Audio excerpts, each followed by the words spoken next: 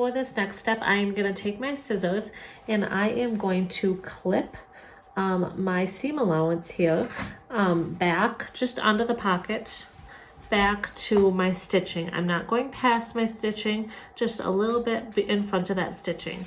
I'm going to do that on either side right above my pocket.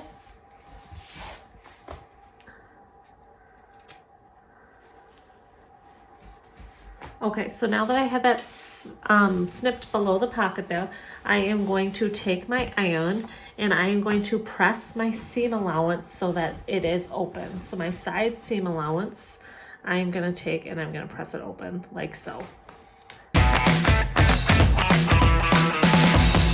The next thing that I'm going to do is I'm going to take my pocket and I'm going to press it towards the front of my pant. Now I can lightly see that this is the piece 8, which is the front of my pants. So I want to make sure that I'm pressing it towards my front here.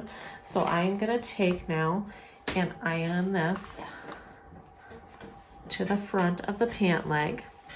And I'm going to do the same thing with the other pocket, going to the front of my pant leg. So both pockets should be facing upwards here. And then I'm going to go ahead and I'm going to baste. And I can do this either by hand or with my machine, whichever you feel more comfortable with. Remember, a base stitch is one that will be removed.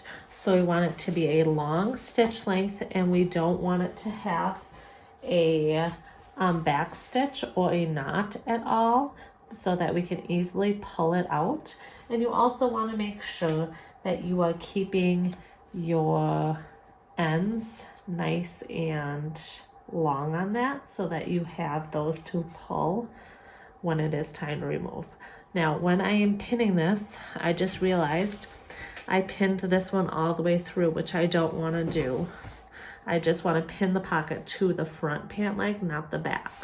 So I'm going to redo this one and then I'm going to go ahead and I'm going to go over to my machine, change my stitch length to a nice long stitch length, and I'll baste it.